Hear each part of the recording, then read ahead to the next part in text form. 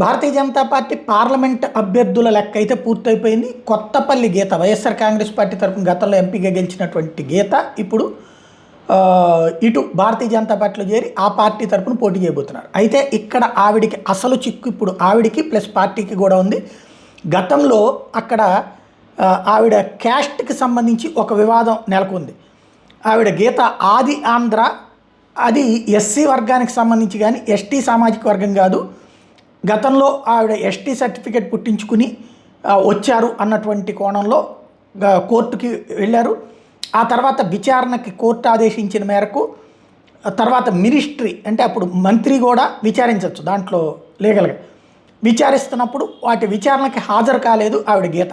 హాజరు కాకపోతే చివరికి పేపర్ అడ్వర్టైజ్మెంట్ ఇచ్చి ఈలోపు ఒక జీవో ఇచ్చేశారు. GO number 2, GO number 8. ఈ రెండింటి ద్వారా ఆమె ఏదైతే ఎస్టీ కాదని తేల్చి చెప్తూ ఉత్తర్వులు ఇచ్చేశారు. ఆ ఉత్తర్వుల్ని సవాల్ చేస్తూ ఆవిడ హైకోర్టుకు వెళ్ళి నా వాదన వినలేదు, అందుకని ఆపమన్నారు. అప్పుడు స్టే ఇచ్చారు. 2 నెలల పాటు స్టే ఇచ్చారు. ఆ స్టే ముగిసిపోతుంది, ఇవాళతో ముగిసిపోతుంది.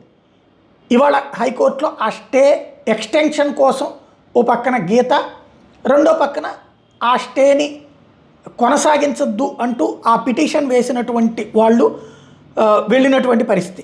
ఇక్కడ కీలకమైనటువంటిది జయరాజు, ఇక్కడ ఇద్దరు పిటిషన్లు వేశారంటారు.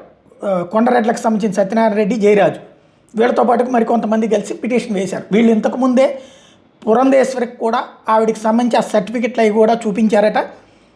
వీళ్ళు అరకు, పాడేరు 2 జిల్లాలుగా చూస్తుంది భారతీయ జనతా పార్టీ.